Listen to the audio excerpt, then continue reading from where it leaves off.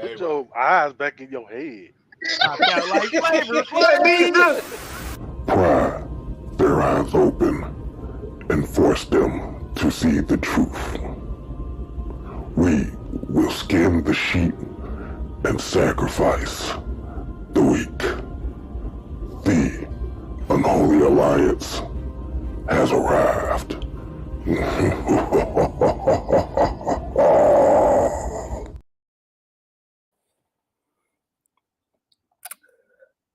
What's going on, people? Yeah, boy, Mad Mike in the morning. They're not gonna like this.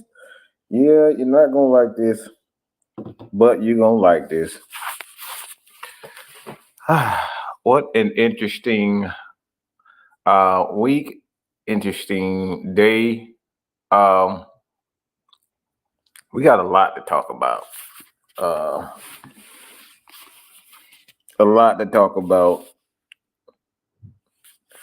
It's going to be an interesting one, I'll tell you that, and hopefully I can get these things ready. I can get them ready.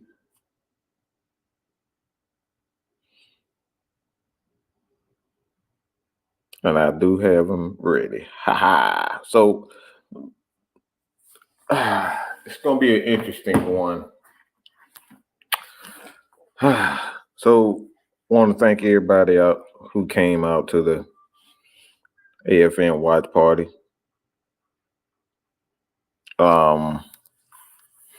Everybody who came out to the AFN watch party, appreciate it.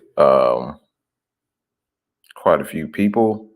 And like I said, appreciate everybody for continuously supporting AFN and our continuous growth of not only the platform, but our partners in crime, especially the people, the great people at the playground. Like I said, this is the place for our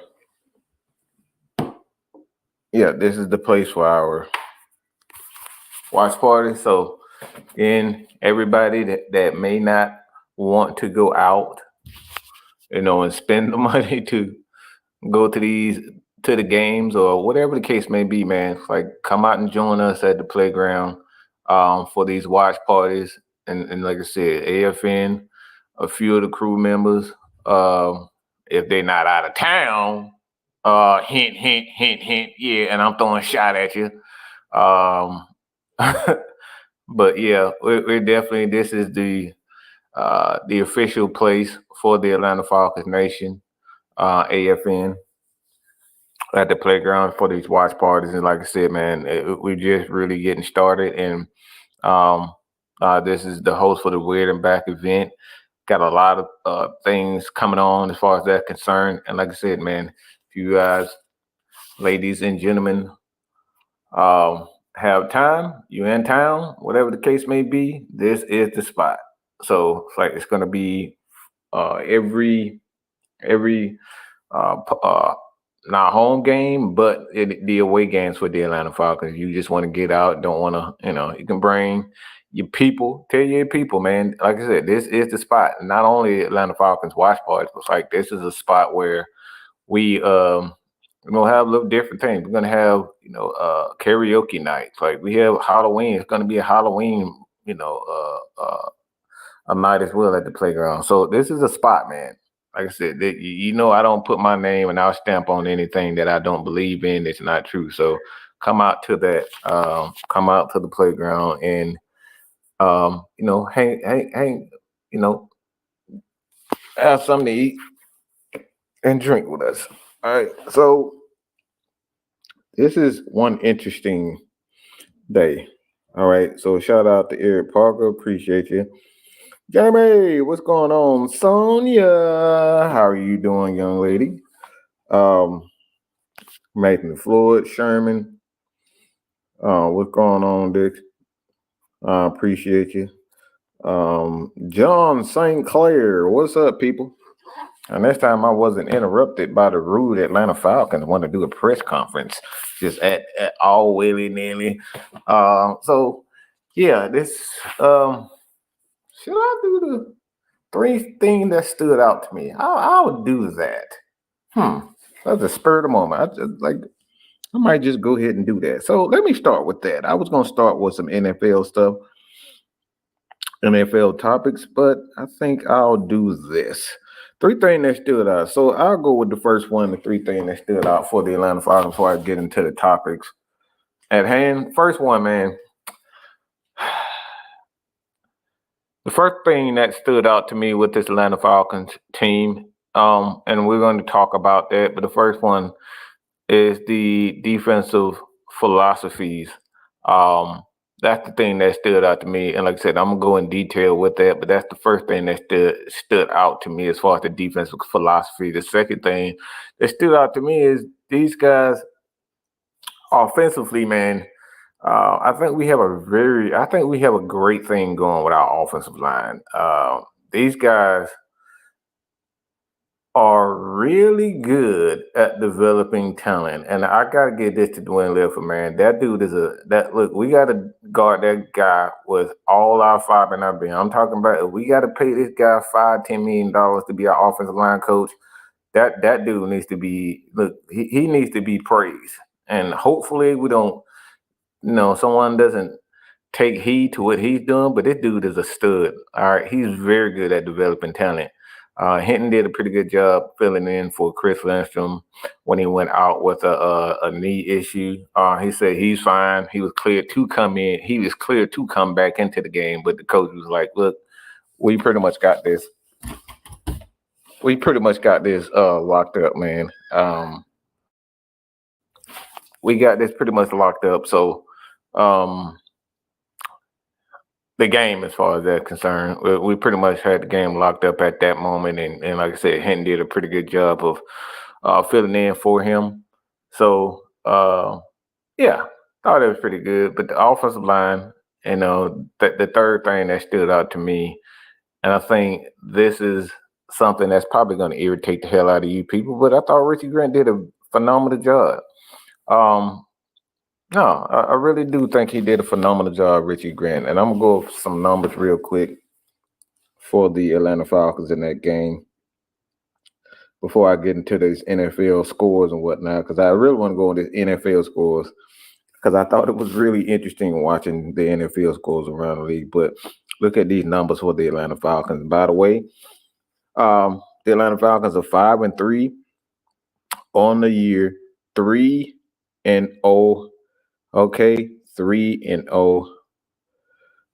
This is pretty freaking good. So, I thought Kurt had a pretty good game. 23 of 29, 276 yards, 4 touchdowns. Okay, 4 freaking touchdowns. Bijan Robinson, 13 of 63. Tyler Algier, 12 for 33. Ray McLeod had a 17-yard. And Kurt Vic Alicious. All right, Kurt Vic had a scramble that pretty much quote unquote sealed the game. So I thought he did a pretty good job. Darnell Mooney, gonna talk about that as well. 5 catches for 92 yards, 4 catches for 91. To Kyle Pitts, Bijan Robinson, 6 catches out of the backfield for 32 yards, 1 touchdown. Drake London, 4 catches for 34. Charlie Warner caught a pass for 13 yards, and Ray McLeod 3 for 9. But this Atlanta Falcons team, man, these guys are really doing a thing. I need to see more improvement for our linebackers, but like I said, I will get to that. But Richie Grant, I thought he had a pretty good job. But Richie, man, and the thing is, what a lot of people got to realize what these guys are, and Richie is who he is at this point. Is he Justin Simmons? Is he Jesse Bates? No, he isn't. But he's a quality coach, quality player, and the coaches trust his ability to be honest, to fill in. That's what his job is.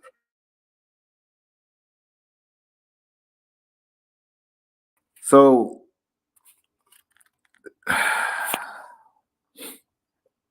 I'm gonna lead with this. Okay, I'm gonna lead with this. Sorry, but no sorry. But this has to be talked about. We're talking about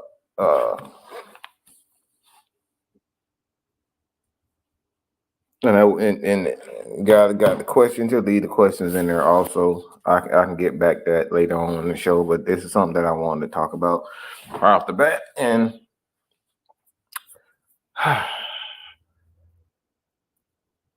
oh boy, certified. What's going on, Dre Murphy? What's going on? But this is something that we got to talk about. Look, we talk about the uncomfortable conversations. Uncomfortable conversations. It's just certain things and certain aspects in the game that you have to talk about. And one thing I will say about this particular duo is that it's showing me, and it's showing the fans, and it's showing the coaches and the players around them. It's like, who really is that alpha dog? Who really is that best? Who's the best guy? Who really wants it? And I think right now, man, Bijan Robinson is like, he's showing that he is that guy. He's showing that he is that guy, and I don't think there's any doubt about it at this particular point, because the way that dude was running, it's not the yards with Bijan Robinson, and I think that's eventually going to come, but it's he wants that ball, man. Like, he's showing that he is the alpha dog. He makes the things that he's able to do, especially with his feet. Like, this dude is really good at I wouldn't necessarily say breaking tackles, but avoiding tackles. Like, he's very good at avoiding and reading. He's getting so much better at reading the line. And I think, for me, looking at what happened in key situations, he wants to be that guy in key situations to get that ball. Archangel was good. So I say all this to say that we got to stop with this Tyler Algier stuff. He's the lead back now. I don't think there's any. The last couple of games, the last 3 games, man, Bijan Robinson has stepped out and he's let it be known that he is that dude. Like, the moves, and one thing that I've seen from Tyler Algier and Bijan Robinson, yeah, those guys run differently, but these guys are competitors. But the thing that I see right now out of Bijan Robinson is his vision.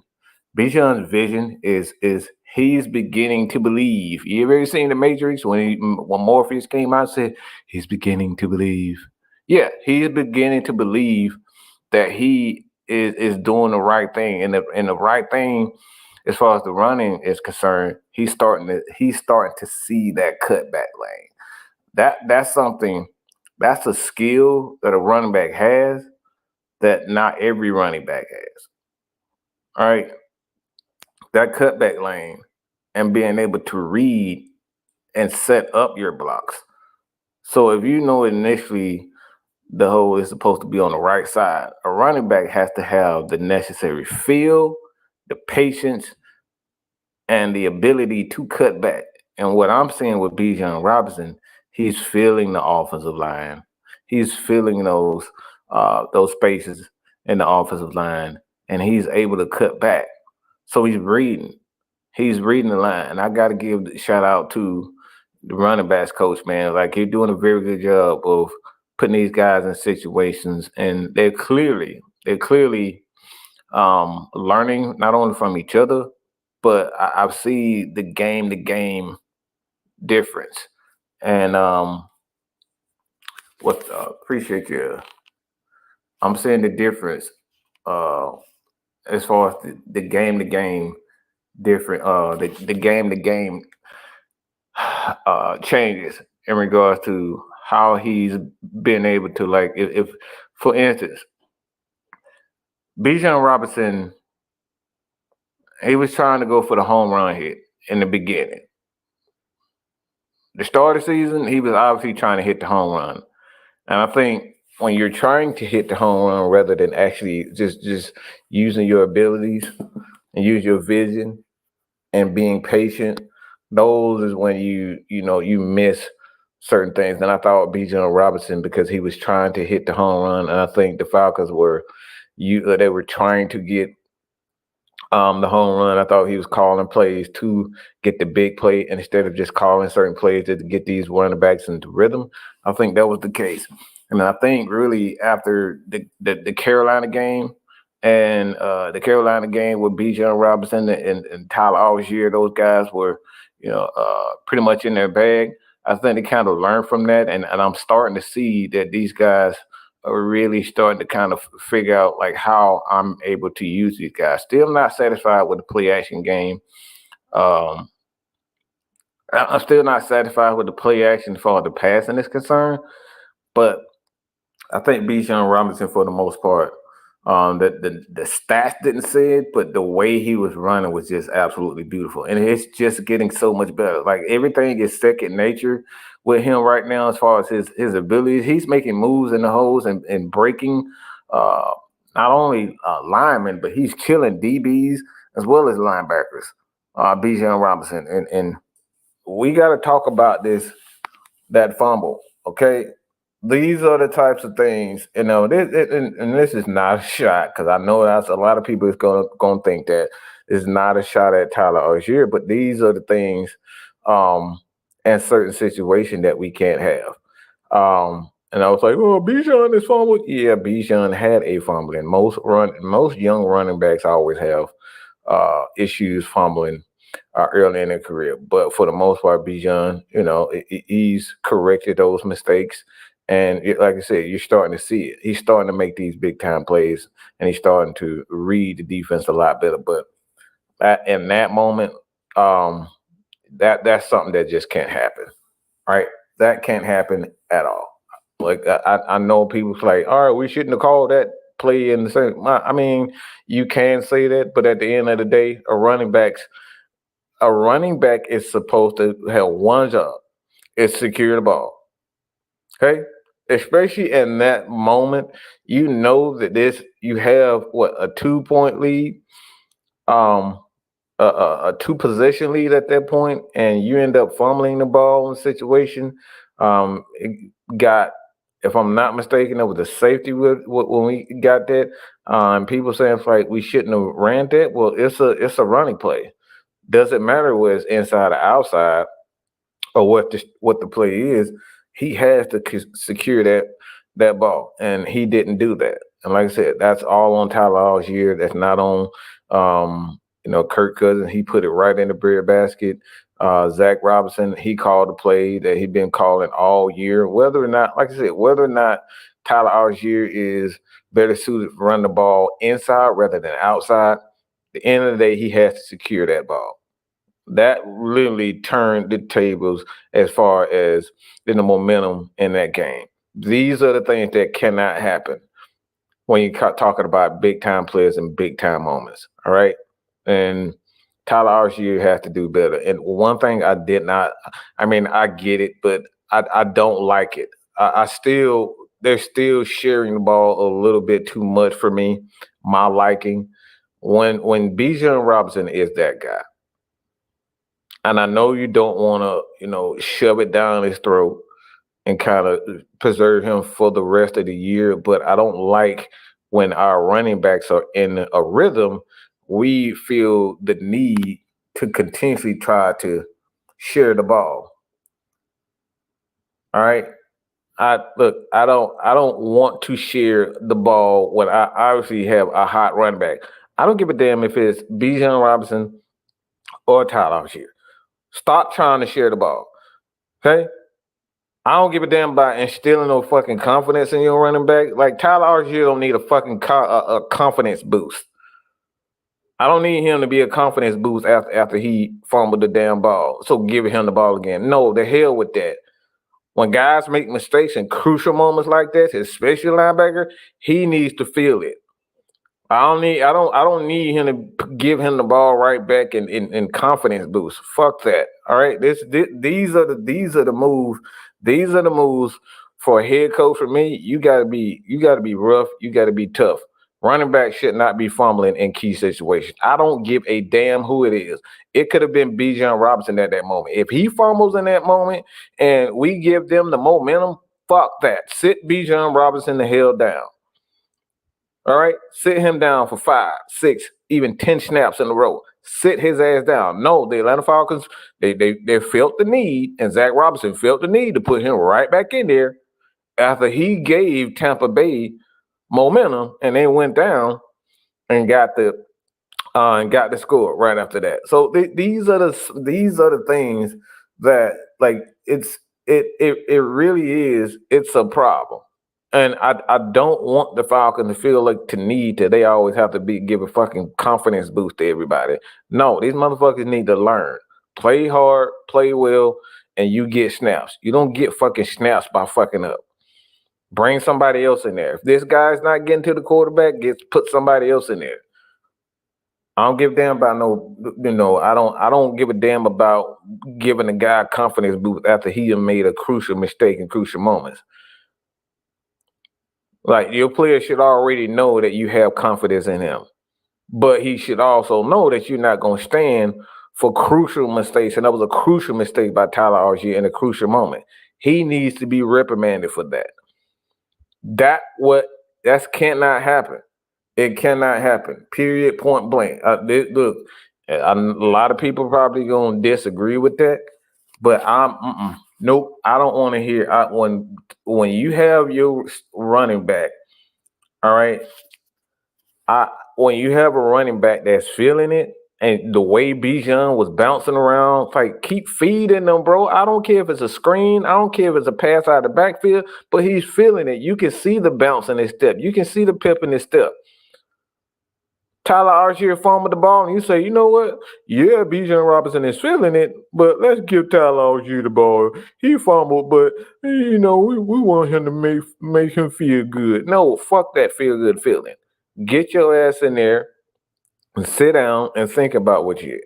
Because what can't happen, this can't be a repetitive situation where we either getting penalties, and the Falcons did a pretty good job with penalties. They didn't have a lot of penalties for the most part. This game was a good thing, but we can't have turnovers.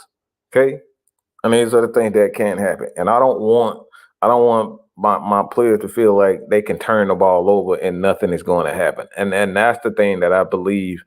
Especially with running backs, you got to be a little bit more. You got to be a little bit more. You got to be more of an asshole when it comes down to these running backs. A fumble from a running back, it should not happen. Sorry, look, it shouldn't happen. Especially for a guy that's been in the league like Tyler Algier.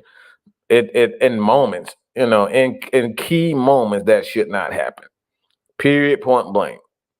Especially something that was unwarranted. Like, he just didn't hold on to the ball. He just didn't catch the ball. So, again, feed that hot hand with Bijan Robinson. And like I said, Tyler Algier clearly isn't the number one back for the Atlanta Falcons, and that's totally fine. It's totally fine. These guys are going to make plenty of plays. Tyler Algier is going to have another 100-yard rushing this year. I can guarantee you that. All right, or close to it. He's going to still be that guy for the Atlanta Falcons and help this offense going. Bijan Robinson is going to get. These guys are going to rush the ball for over 120 yards a game. Okay, this is going to happen. Now, I'm not worried about whether Tyler Algier is going to be real, but at the end of the day, Bijan Robinson is showing you motherfuckers exactly who he is. He is that dude. He is that number one back. So again, Bijan is the jelly peanut. Look, he ain't no peanut butter. Peanut butter sticky in the motherfucker. All right, and his hands, he didn't do what he's supposed to do. Period. Point blank. And J Rock, what's up, brother? The thing about this, man, it's just so many things about Bijan that he does well. His blocking, catch the ball out of the backfield. Now he's reading the cutback lanes so much better. He's an inside zone runner, outside zone. Like this dude can just do everything. He can do everything, and he can do everything well. And he's only getting more and more confidence. Like the arrogance of that son of a gun to stop at the middle, at the point of the goal line, and dude just went past him and ding the field. Like the dude, you can just tell he's just the confidence of Bijan Robinson is it really is. It's getting insane right now. So I love what I'm seeing for them guys. But like I said, Bijan Robinson is clearly running back one. All right. The second one. I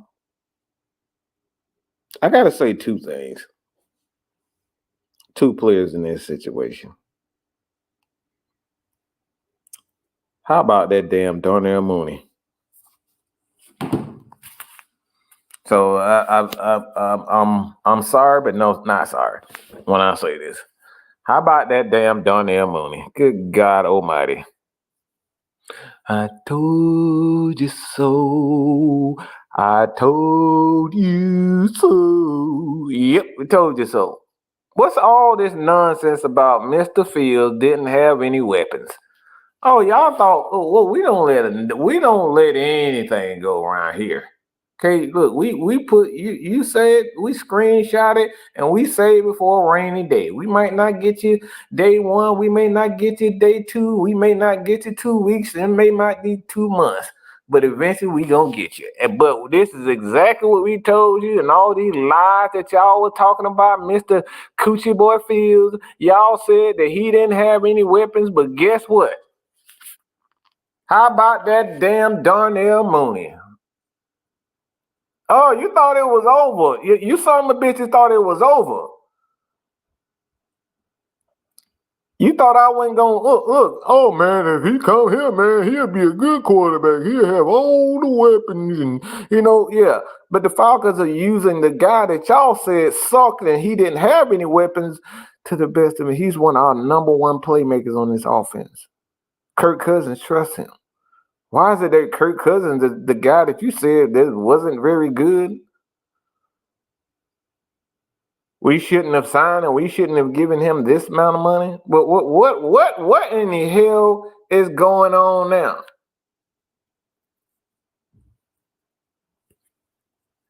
Mooney is a playmaker. The dude, his route running is absolutely insane. He's one of the, like, if you look at his separation percentage compared to other wide receivers, he's a very good route runner. And this is exactly the thing that I've been telling y'all for the last 3 to 4 years with Justin Fields. Going back to the University of Georgia.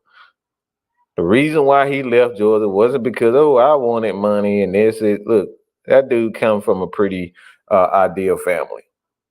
Okay? They're well off for the most compared to a lot of people. So money is not an issue for him. So y'all can save that bullshit about him not having weapons. All right, that shit is old.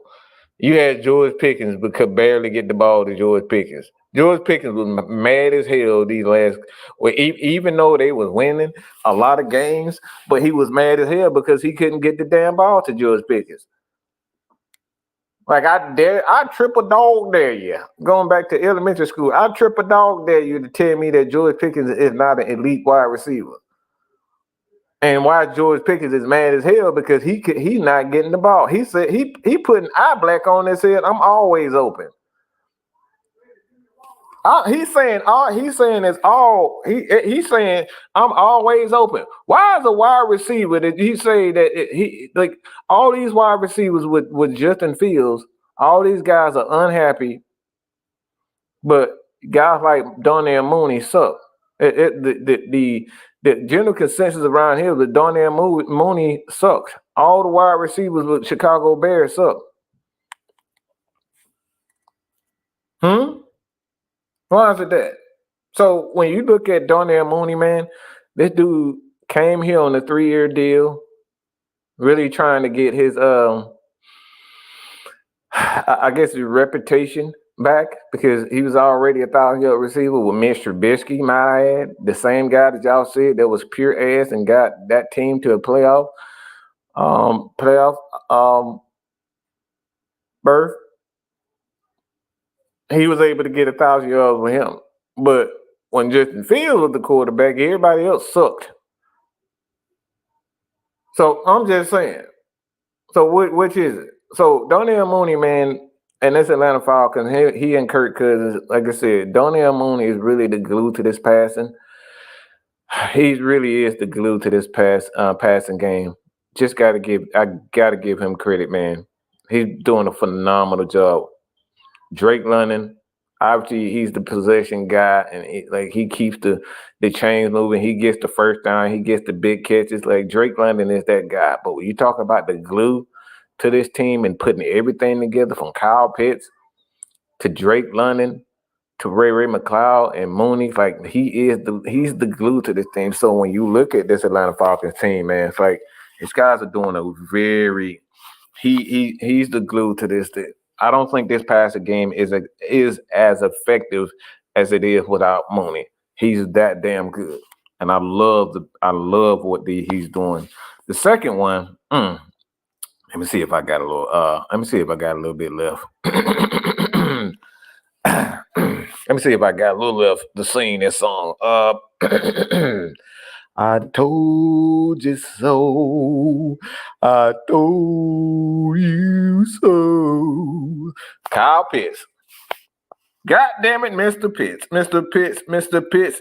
They call him Mr. Pitts, Mr. Pitts, Mr. Pitts. Yep, y'all better be calling him Mr. Pitts from this point on. Mr. Pitts, Mr. Pitts, god damn it. Didn't I tell y'all he's not a wide receiver?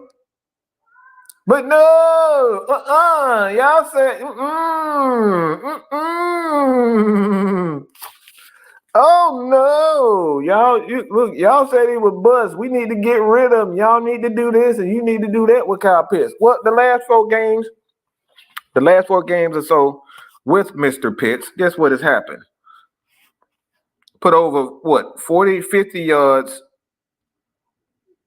and he's continuously getting better.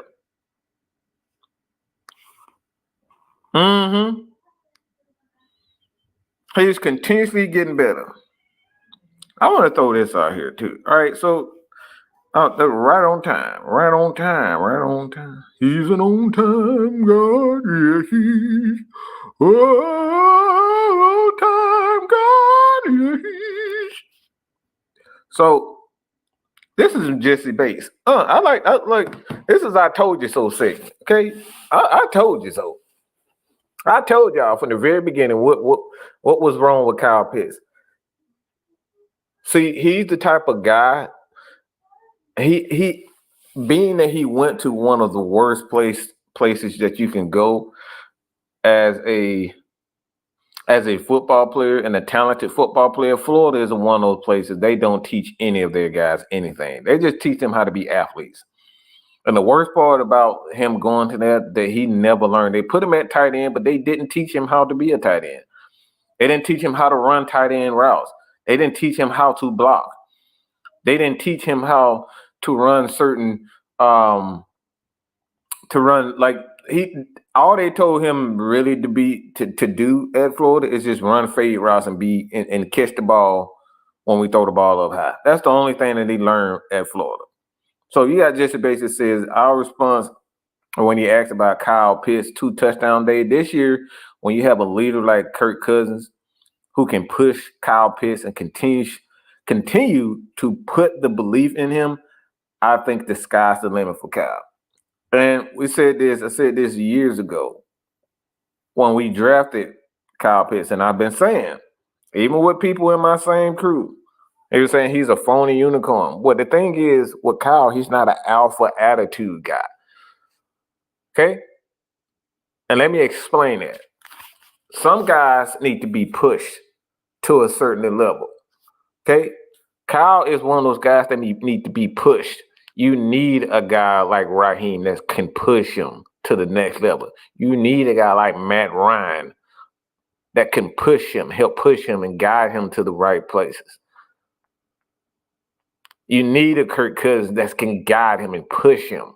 Like this is what leaders and having the right leader and have the right quarterback to help push these players. This is exactly what Kyle Pitts. So he's everything that you he can be and you think he is. But the thing is, you have to have a guy like Kirk Cousins, like Matt Ryan, like Raheem Morris that's going to help push this guy and help him and push him to another level.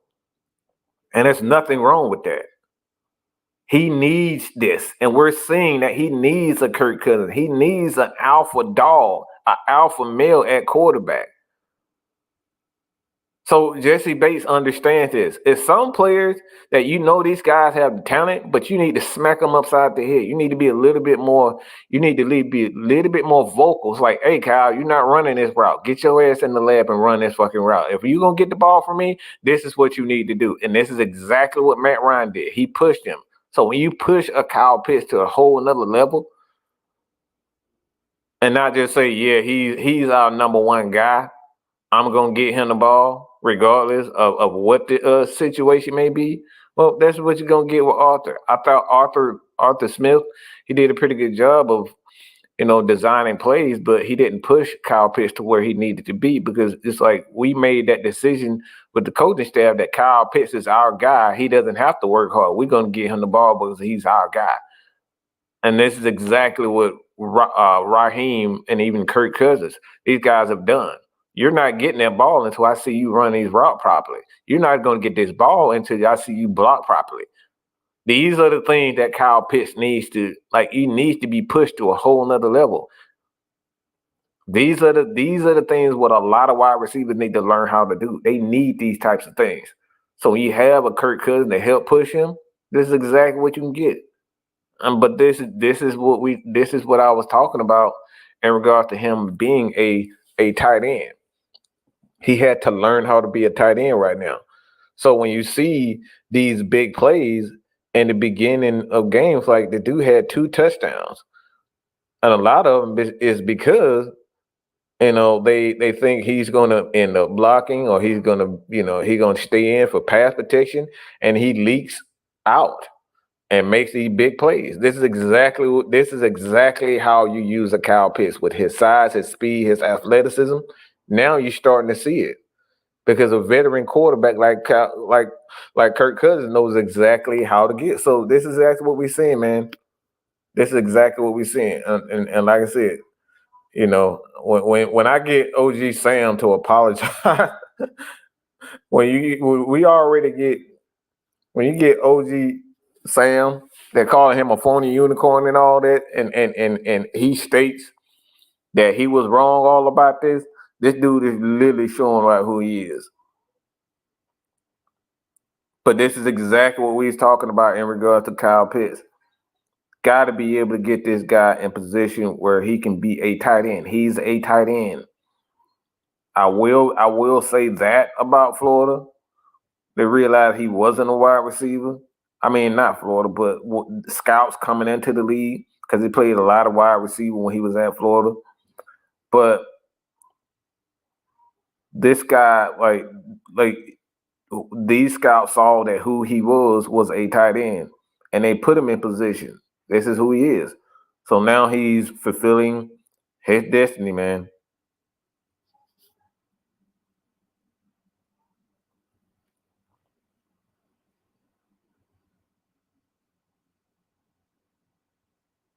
Turns out you use Pitts as a vertical threat tight end. He does well almost like when you use the skill set he can play. See, I mean, the thing is, I don't necessarily agree with this 100% because the thing is, he's not being used as a vertical threat. He's being used as a tight end. The thing is teams are starting to respect the fact that he can, for one, he can block well, but 2, you can use him with certain routes. So they're not using Kyle Pitts as a vertical threat. It's the result of a multitude of things of him blocking, because a lot of plays that the Falcons are running, they're using him as a tight end. So what happens is, Evans, is that they're using him as a tight end, but they think in certain situations, this is why the play calling has to continuously improve as far as the play is concerned, that they're using him like a tight end, but when they think he's going to stay in the block, he's leaking out, and now he's getting those big plays. So this is why it's important for him to continuously learn how to block, because when they bite down on those short routes, he can leak out and he's getting deep. So that's why we're seeing a lot of big plays down the field with Kyle Pitts, is because they're starting to respect him as a tight end. And when you start to respect him as a tight end, those routes, those vertical routes, are open. So that's why you're seeing him make bigger plays, because they're starting to respect him as a tight end that can block.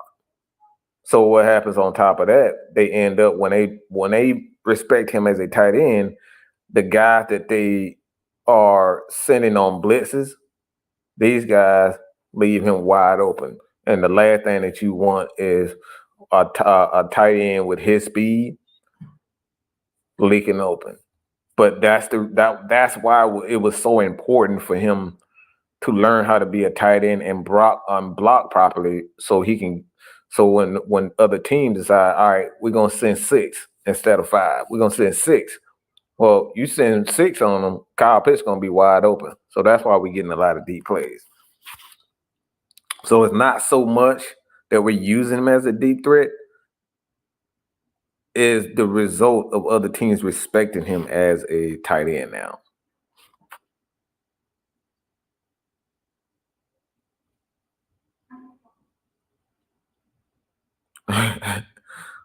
Yeah.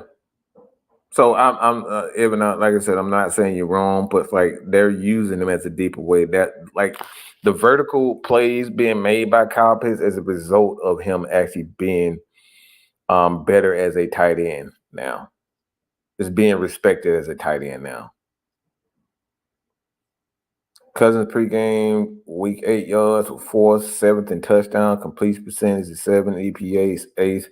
Tight end window, 4th. Kirk Cousins is worth every penny. Thank you, Ghost Pepper. Appreciate that. Yeah, Tony G is one of the guys that really believed in Kyle Pitts. He said this dude is exactly as advertised. And like I said, one thing about Tony G, he gonna be real with you. Even if you don't even if you don't agree, Tony G is gonna say what's on his mind.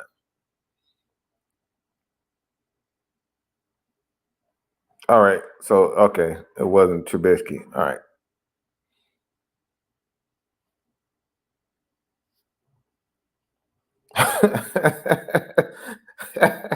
Got that right. But this, like I said, this is what Kyle Pitts needs. Like I said, not saying that he's not an alpha male, but the thing is, some players need to be pushed, and Kyle Pitts is one of those guys that need to be pushed. Like it's a lot of guys. Like a guy like for instance, like a Terrell Owens, he don't need to be pushed mentally. You know what I'm saying? Ryder Wright was one of those guys. Alpha dog, but he needed to be pushed mentally. This is why you had guys like Joe Horn and then Terry Rubisky. Those guys need to push Roddy. So I'm not saying that Kyle Pitts wasn't an alpha. Man, he's an alpha, but he's the type of player that needed to be pushed. And this is what Kyle Pitts, and that's why you need a veteran to be able to push these guys a certain way, understand what he is and who he is, and learn how to push him. And this is why Matt Ryan and Kirk Cousins are able, because they know how to do that. And they've been in the league for a while. But like I said, when you have coaches like Arthur Smith, Arthur Smith just decided, yeah, Kyle is our guy. We're gonna get him the ball regardless. I don't care if he can't block well. And a lot of times that ruins more players than it actually helps them. Like you can't just decide because I drafted him 8th overall, I'm gonna get him the ball regardless. I don't care about him blocking. I don't care about him being able to run properly. I don't care about him being able to practice well. It's like, no, these guys have to earn that right. And this is why you need veteran coaches. This is why you need veteran players to push these guys. So they got to earn the right to get more targets, and this is what Kyle is doing. He's earning the right now to get more targets, and him earning the right to get more targets via his blocking, being able to do all the small things, blocking and pass, blocking and being in the run. Like these guys are earning the right to get and now we're seeing the fruits of that labor.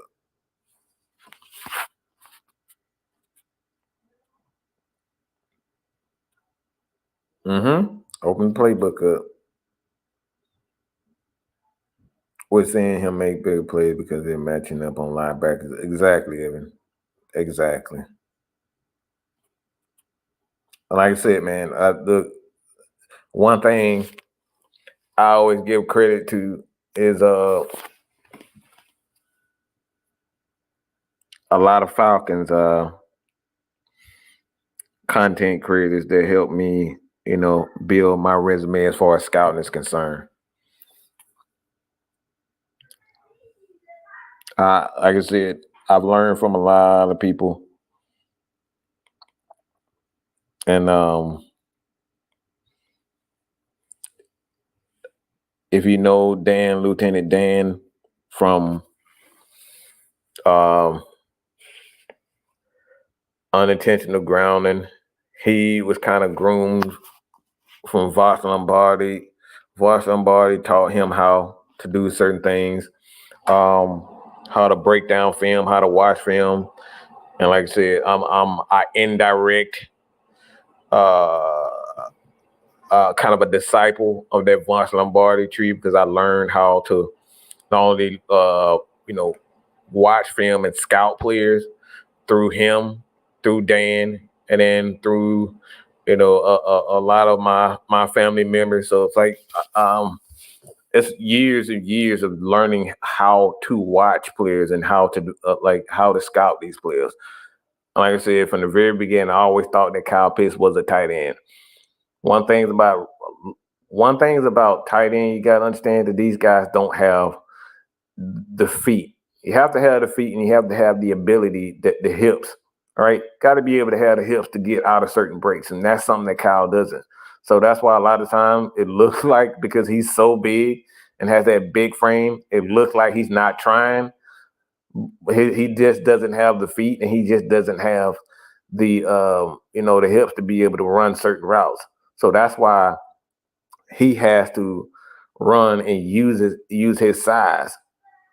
And that's the thing with Kyle Pitts. You're starting to see it now. He's starting to learn how to use his size and how to get open. So these are the things that he learned. He's being more physical as a tight end now. He's being more physical as a player in the running game, in the passing game, running his routes. Like he knows how to use his body now. So these little small things that we're starting to see.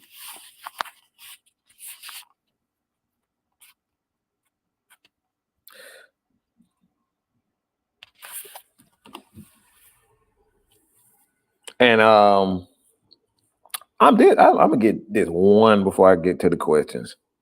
I'm gonna get this one more that I want to talk about.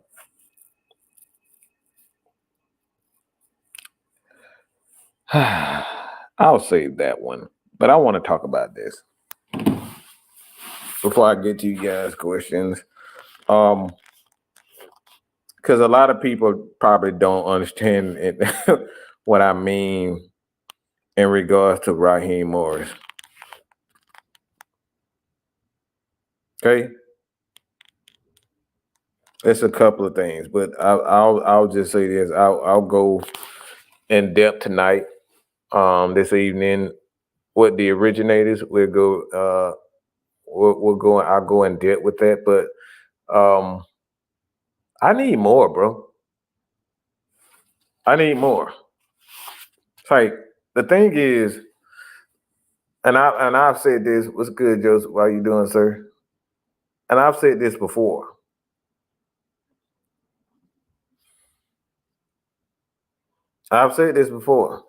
And I don't want people to think this is a negative. Like, the thing is, y'all got to stop with, like, every time somebody make a comparison, it doesn't mean it's negative. Okay? I think everybody got that completely wrong when I stated that. all you saw was, oh, how dare you say that? Oh, Mike, how dare you do that? How dare you say that?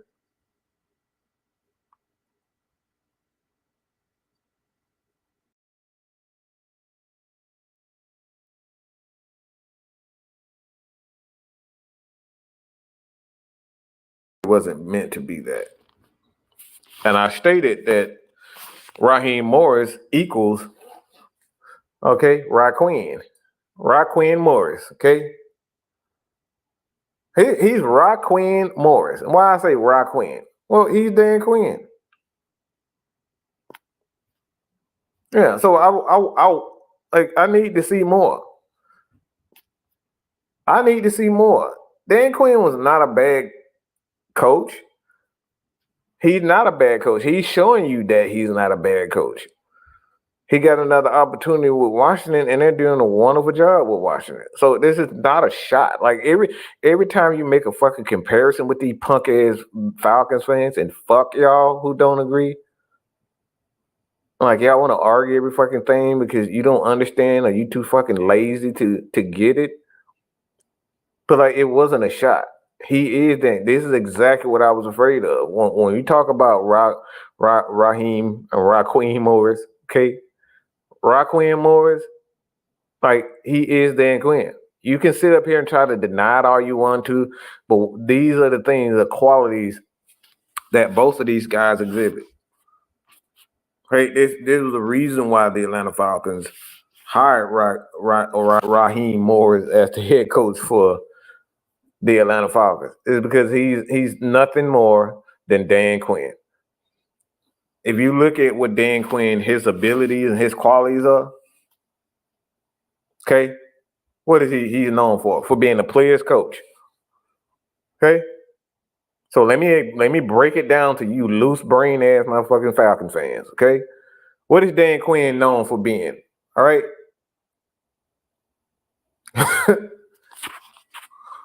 Because everybody just, every time you say, oh, Raheem is Dan Quinn, man, hell no, man, he ain't that. Yeah, he is. This is one of the frustrations that I had when we hired him. From the very beginning, I said this. This man is Dan Quinn. Okay? So I want to know you guys, I'll just go out and say it straight up. First one, these guys are player coaches. Players love Raheem. They love him. They love him.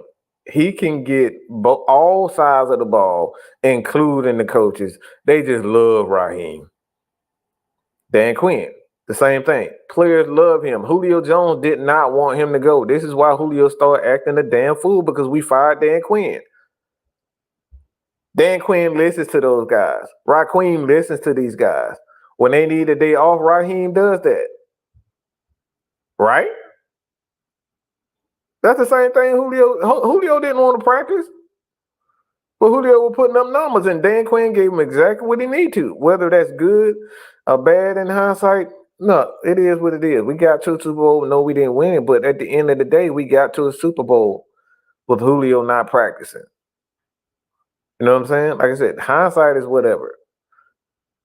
But we got to a Super Bowl with Dan Quinn doing those things, being the players' coaches. 2, the philosophies.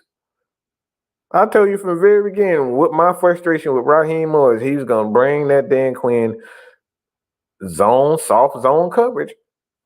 Nobody believed me when I said everybody was like, he was and I'm gonna get to that, J Rock. I'm gonna get to that. Yeah, see, this is what we talking about. And we're gonna get to that because I got a problem with that. Mm-hmm. Yeah, I got a problem with everybody saying that. I got a problem with this. I got a problem with people saying it's Jimmy Lake fault. So, but I'm gonna get to that. But again, the philosophies and playing off coverage. What is y'all main issue with Jimmy Lake, quote unquote Jimmy Lake? Okay? Because I'm gonna kill 2 birds with 1 stone right here. What is everybody's issue with Jimmy Lake? Your number one issue in regards to Jimmy Lake? Because everybody says Jimmy Lake's fault. So everybody tell me, what's your gripe with him?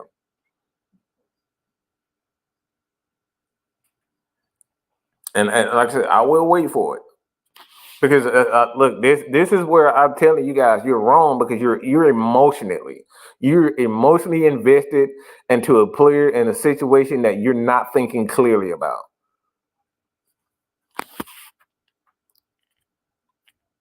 So again, tell me why you were upset. Tell me why you upset. Okay? Everybody keep talking about Jimmy Lake need to go. Jimmy Lake he sucks. What is, you guys are just saying little blanket statements that Jimmy Lake is doing. Tell me why you're upset with Jimmy Lake. And Jamie, you wrong about that too. It's not his fault. And I'm gonna tell you why. But I won't look. Every time I ask y'all a question about why are you upset about this person or upset with this person, everybody get quiet. Nobody want to tell me what they upset about. Now everybody don't want to type. How you doing, Queen Asia? How you doing, lady? Lady Bird's gonna be joining. They gonna do their thing.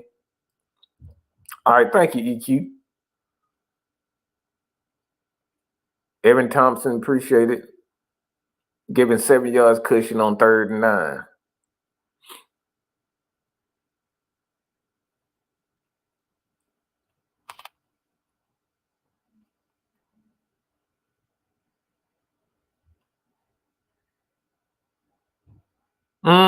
Yeah.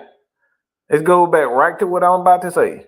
That's why I say all y'all wrong when you talk about Jimmy Lake. Everybody who said Jimmy Lake is the fault, here's his fault, here's his fault.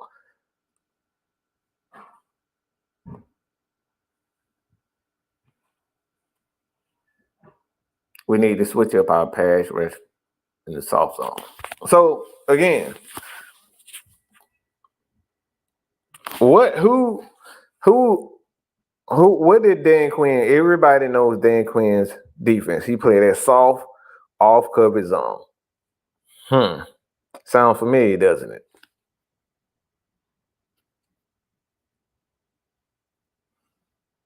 So last in sacks. All right, I get that. But this is Raheem.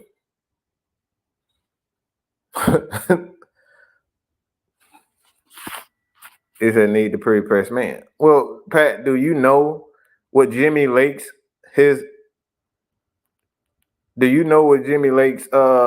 system is? What his philosophy is?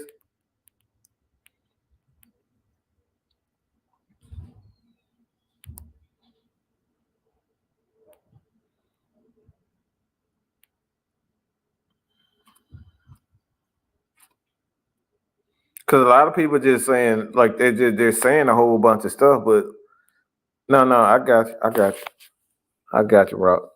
But the thing is I'm addressing everybody, not just like, but I'm hearing certain things from everybody. Everybody pointing the finger at Jimmy Lake, and you don't even know what his philosophy is. This is why Raheem brought Jimmy Lake is because he has a different philosophy. So I don't have a problem with Raheem as far as his coaching staff is concerned, because he is bringing different philosophies in so he can, mesh the two. So when we talk about, go ahead, John. Let everybody know what his philosophy is. Let everybody know what his philosophy is. Because I want you guys, I wanted to hear from you, because y'all hear from me all the time, but y'all don't listen to me until it actually goes into it. So John, let them know what his philosophy is.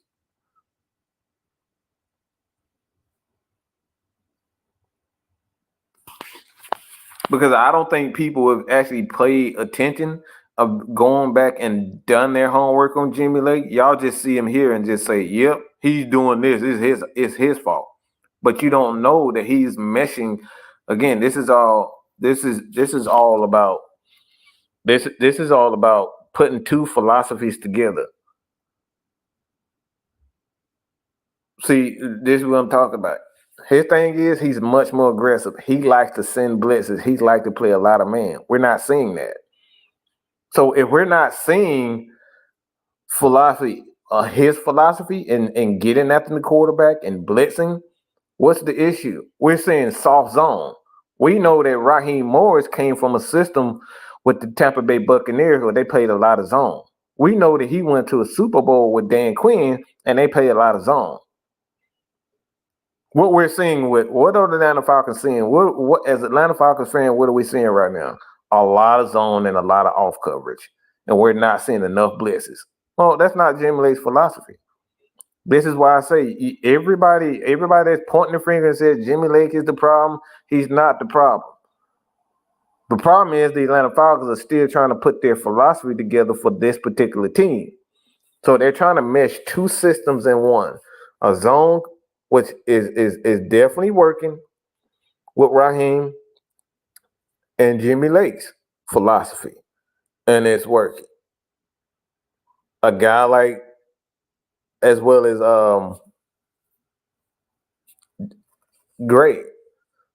Jerry Gray, he's another one of those guys. He actually used a lot of zone in his philosophies. So when you talk about Jimmy Lake is a problem, well, Jimmy Lake is the play caller. Who do you think is putting together the game plan? Is Jimmy Lake putting together the game plan? Is Raheem putting together the game plan? Is Jerry Gray putting together the game plan? But who has to approve it? See, man to man, because the competition playing in Oregon, you can't play that soft zone and against teams like Oregon. So this is what we're talking about. So we got to be honest about what this Atlanta Falcons team is. They're still in the first year. And this is why I'm pointing the finger at Raheem. And we can't point the finger at the defensive coordinator because the defensive coordinator, he's being told what to do and what to call. Raheem doesn't make those calls. He approves them. So he approves the game plan. And when he knows what the game plan is, that's when Jimmy Lake is being told what to do. These are the set of plays that we want to do and what we want to run. But Raheem, you see him on the sideline. He doesn't have a play sheet in his hand like Jimmy Lake and Zach Robinson. So why are he's not calling in any of those plays. He's approving the game plan. This is his expertise is defense and secondary. So again, this is exactly why I'm telling people it's like we gotta stop pointing the finger at Jimmy Lake because Jimmy Lake is not approving this game plan. This is all on Raheem. If Raheem wanted to make something, if Raheem wanted to make this defense a little bit more aggressive, he would have done so by now. Jimmy Lake is the same one that damn near got in the fight with players and got physical with players on the field. Mm-hmm. I know y'all saw the snippet of him saying get violent. Yeah, that's what he likes to do. Go look up Jimmy Lake getting into it with a player, getting physical with a player. Go look all of this stuff up. He likes to be physical. He likes to be aggressive. But we're not seeing a lot of that. So this goes right back to what I'm saying. Play off coverage, make the tackle. And that right there is the Dan Quinn, quote unquote, Dan Quinn, Raheem Morris. Because that's what they do. So what Raheem is trying to do, he's trying to mesh not only his system, but he's trying to mesh his system with Jimmy Lake. And in time, it's going to get better. But like, this is not a Raheem, this is not a Jimmy Lake issue.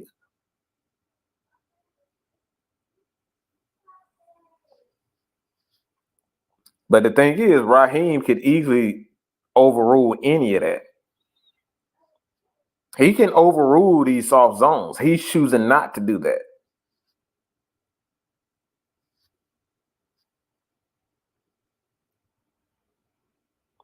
Well, we did have the the personnel. The problem is a guy that we was really leaning on to be our guy ended up getting hurt, and that's Braylon Trice. Braylon Trice was a special player. That dude was a baller. But the fact that we don't have that anymore, that right there was a huge loss to the Atlanta Falcons. It was much bigger than what we realized looking back. This picture on it indicated Braylon Trice and Judon. Those are three guys right there, including the guy in Lorenzo Carter. So you would have had a 4-man edge rush. But when you lose a guy that has the talent of a Braylon Trice, that's one of the issues.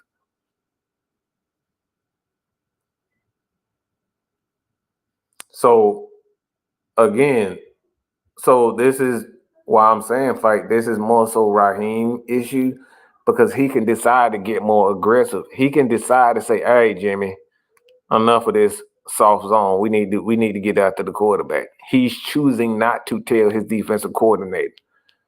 So if the defensive coordinator keep calling the same plays, who do we really need to be in? Because he's only the defensive coordinator.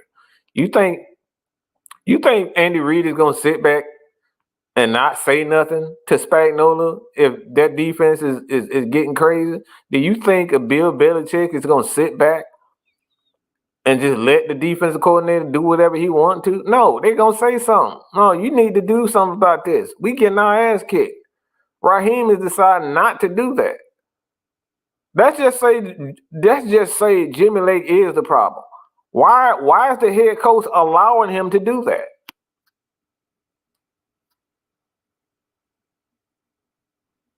What's up, Dave? How you doing, sir?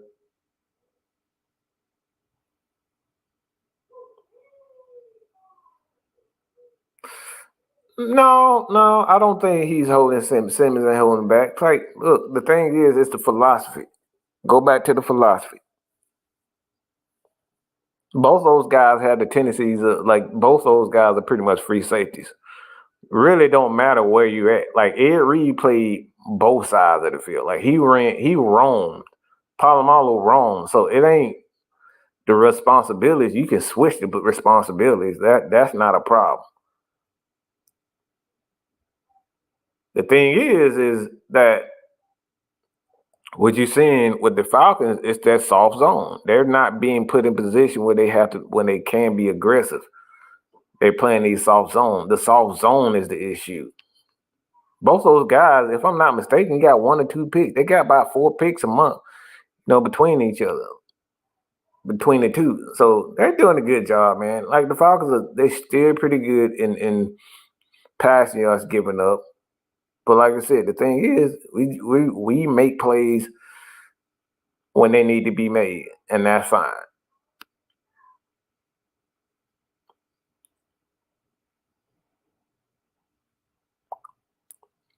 So yeah, Rock, it's both of those guys. But everybody trying to put all the blame on Jimmy Lake. These guys are trying to find a medium and kind of putting the two philosophies together. And I think that's going to take a little bit more time. And what we're seeing with this Atlanta Falcons team, and it's 2 things, and this is one of the things too that I think we got to take in consideration. I don't think Raheem has his personnel that he wants to run, nor does Jimmy Lake, because these guys have to be comfortable with the guys that they're putting out on the field. And I don't think we have all of the personnel. And I think one of the issues, and we'll go and deal with that on the originators at 6 o'clock, is that I think the thing is both of those guys don't have the necessary personnel. And we're seeing that more so than anything right now is missing Troy Anderson. We missing him so bad right now. And we see, and this is an issue that we had too. We saw J.D. Bertrand in the game. We saw J.D. Bertrand because Landman and Kate Nellis couldn't get to certain things. So they started putting J.D. Bertrand in the game. So it's they don't have the necessary pieces up front and the linebacker. And one of the things that I did see, and I told the guys at the spot is that what I'm saying, the Falcons want these linebackers to be a little bit more focused on zone rather than stopping the run. I think they're sacrificing the run to stop the run and make plays. And if that's the philosophy, I'm cool with it because I know that's the philosophy. Because these guys can make plays when it's necessary. I will say this: the Falcons, they give up a lot of yards. They will give up yards, but they don't give up a lot of touchdowns. So if that's the philosophy, to give up, touchdowns, to give up yards rather than touchdowns, I'm cool with that.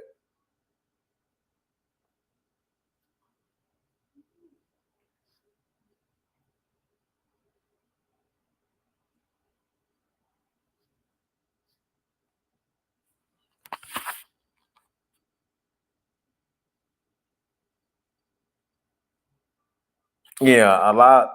That's why Caden Ellis, Ominyata. See, those aren't his guys. These guys were already here. So both of those guys are still trying to find their guys and implement their guys in position.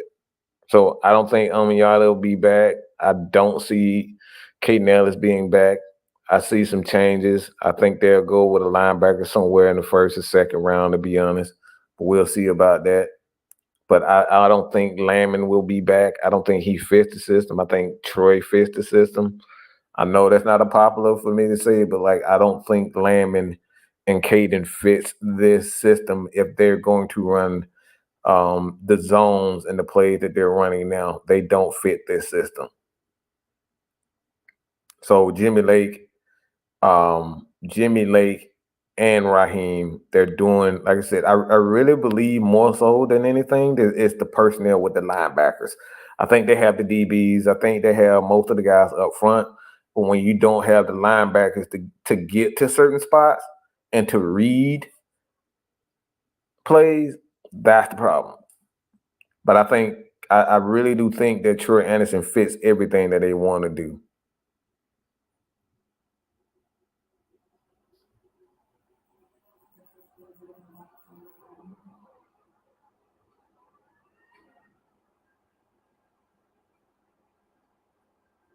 Floyd, get out your goddamn feelings, okay?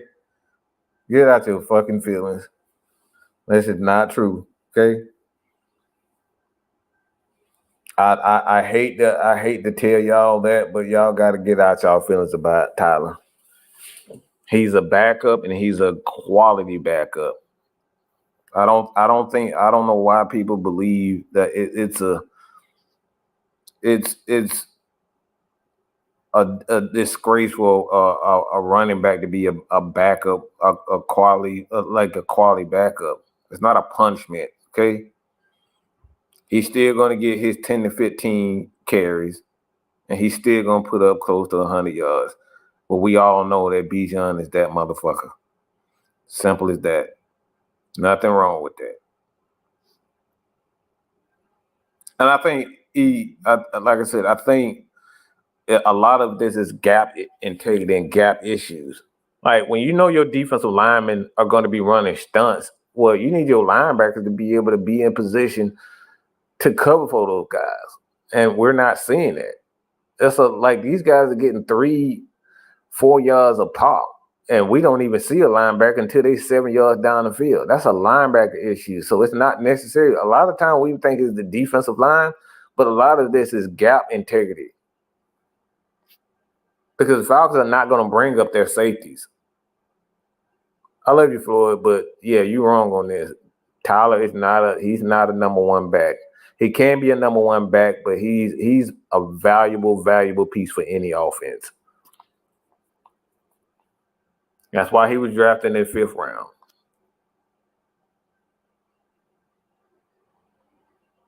What's up, Chuck? How you doing, sir? Yeah, absolutely. I think that's exactly what we need. We need a hybrid safety / linebacker with this defense, because they're going to be playing a lot of. The thing is, the Falcons play a lot of cover two man. They run a lot of 2-man with Raheem. and they give their safeties opportunities to make plays. So you need linebackers that's going to be able to get to cover up for certain spots. So for instance, what I'm saying is we know Jesse Bates is a guy, he'll leave his spot because he feel like he can get to, like he can read a certain play. So if he leaves the middle wide open to try to get up to the play, we need a linebacker that has the athleticism to get to the spot where that'll allow Jesse Bates or Justice Simmons to roam. But we don't have that.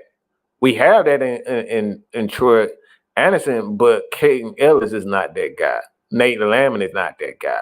So we don't have the necessary linebackers in place to help those guys get to certain spot. And that's why you need speed and athleticism at the linebacker position now, because these safeties, like a Jesse Bates, they take more chances and they'll leave the middle of the field wide open.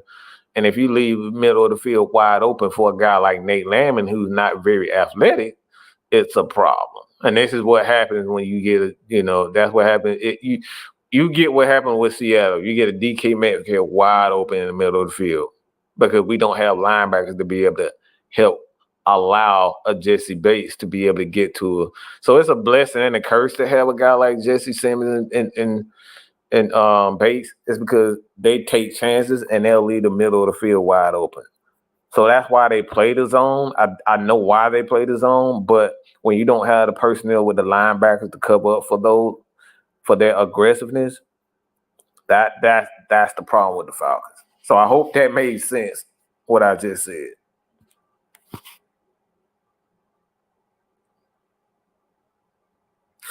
Richie Grant, no, I think Richie Grant, in my opinion, he'll be gone. I think that's more of Helms. Helms is going to be that guy. Because not only does he have the ability to, he's very athletic, but he has the athleticism.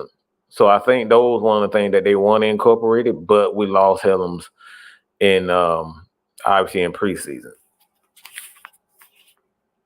But Richie Grant can play that. Richie Grant can play that.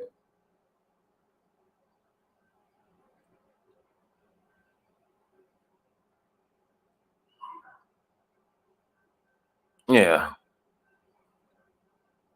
The Ravens defense. And that's what I was actually thinking. Like they have linebackers to get, like I said, they played all types of time. And that's what I like about that Marvin Lewis and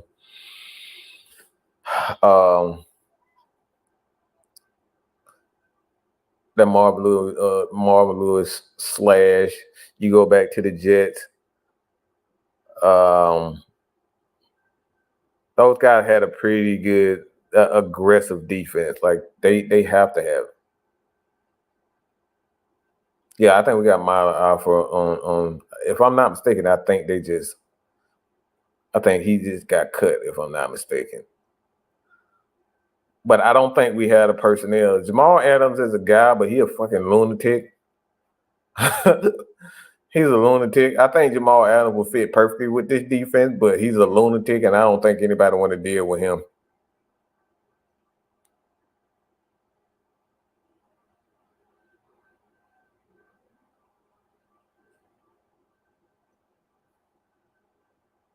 Nah, I totally disagree with that. That ball was right there in his breadbasket. If you want to credit that to Kirk Cousins, then I don't know what you talking about. That was clearly on Tyler. I don't know what. Yeah, and like I said, I think Jamal, he'll be perfect for this defense, but he's a damn lunatic.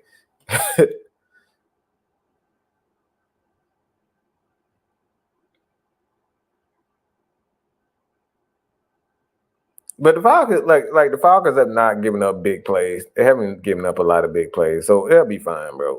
Like I said, they will be fine. And I am not, and I have not lost confidence in Raheem Morris, but I'm not seeing enough growth defensively. Okay, and until I see the growth defensively, I'm not gonna give him praise. That's essentially what I'm saying.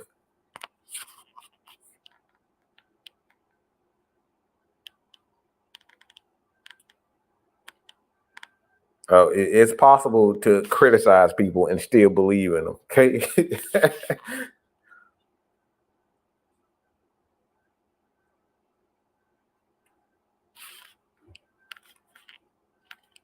Like I said, I appreciate everybody for continuously joining. But Terrence Holmes, I appreciate you, brother.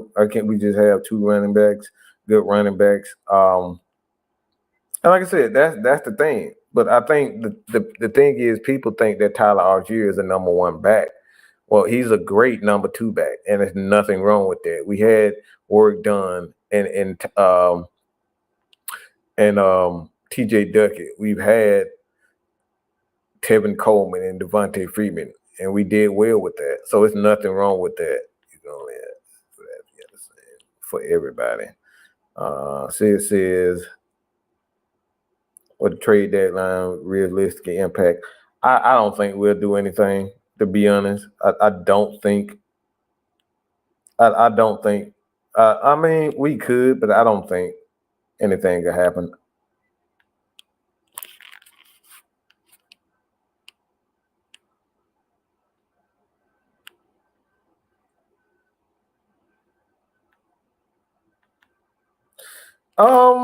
I don't think this is the case. I think Raheem he's more of a secondary guy, so he wants to put his secondary in position to make plays. That's what I'm saying. And I don't have a problem with that because guys have instincts. This is why he has to have a guy with ball skills like Clark Phillips. Now you're seeing, I mean, to be honest, I gotta give him credit for this, but like we're starting to put even AJ Terrell in position where he can make plays on the ball. So he's doing a good job of putting players in position to make plays, and they are making plays. And this is what happens when you play those types of soft zones. You put your defensive player, your defensive back in position to make a play on the ball, which they are doing, and they're getting interceptions. So I'm not losing any faith in Raheem. That's not what I said, but I am frustrated with the lack of sacks, and I'm frustrated with not stopping the run. I'm not seeing any improvement in that. So that's my thing.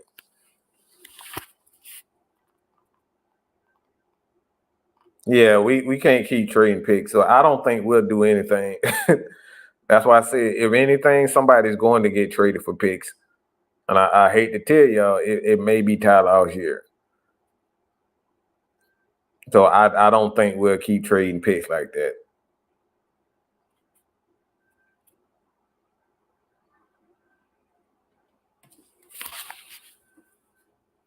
No, that's not what I said, LaMarcus. I need for you to hear. I want you to hear right now. And anybody that's saying this, that's not what I said. I stated that Bijan Robinson is that guy. He's the best running back. He's not running back number 1 on this team. Okay? So let me clear this misconception up. Because a lot of people don't comprehend well. That's not what I said. Bijan Robinson is clearly the number 1 back on this game. It's not even close.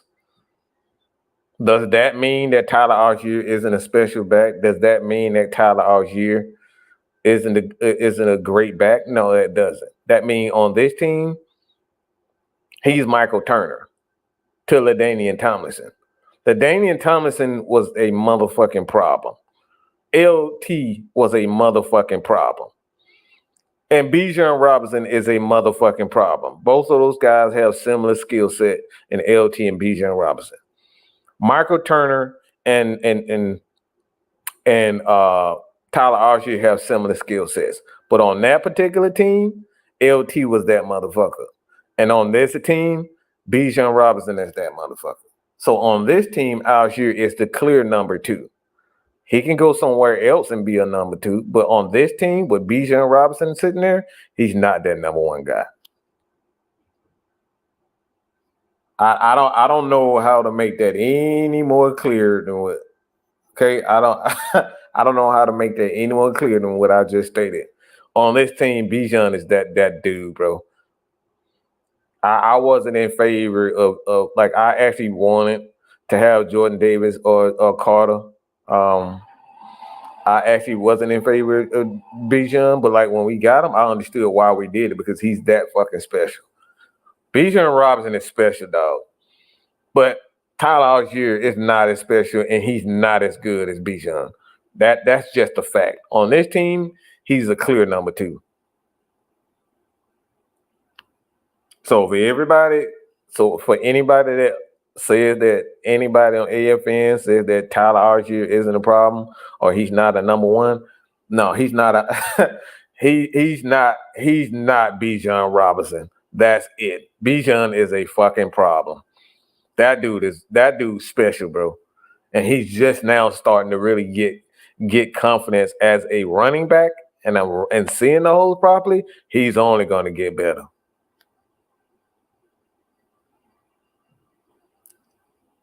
That boy Bijan, like he makes everything look so easy. But both of those guys together can do well. I can see Algier getting moved because I believe he can go elsewhere. And that's the thing, Mucho. Like, that's it. That's all we saying. On this team, Tyler ain't number 1. On any other team, he could be number 1. But on this team, yeah. Bijan is that dude. Block, catch, like there's nothing this dude can't do. There's nothing this dude can't do. Bijan is special. So appreciate everybody for continuously supporting your boy here at Man Mike Sports. If you're new to the channel, continuously hit those. Leave your questions, man. Leave your questions in this particular video. Leave your question in this video and after the live show and any one of our comments. We're gonna do another Act AFN video. Gonna choose one of these questions for you guys to be featured. Your question will be featured on Act AFN. So head over to Atlanta Falcons Nation. The crew is gonna answer your question. So it's gonna be all the guys, pretty much everybody. With AFN, we're going to answer the questions, answer your question in video form. So again, head over there. And like I said, appreciate everybody who's new to the channel. You just recently subscribed. Just tell everybody, you know, what we about over here, man. Like I said, man, we love to talk ball and, you know, we love to talk crap. So if you feel like we're going in on you and it's personal, it's never personal. We just some it's old barbershop, you know, friend talk. Y'all talk crazy to y'all best friends too. So don't try to act like, you know, we picking on y'all. Y'all picking on each other. So with that being said, this has been your boy, Man Mike. I'm out of here with another Man Mike in the morning. Peace. Put your eyes back in your head. I got like flavor. Pry their eyes open and force them to see the truth. We will skin the sheep and sacrifice the weak. The unholy alliance has arrived.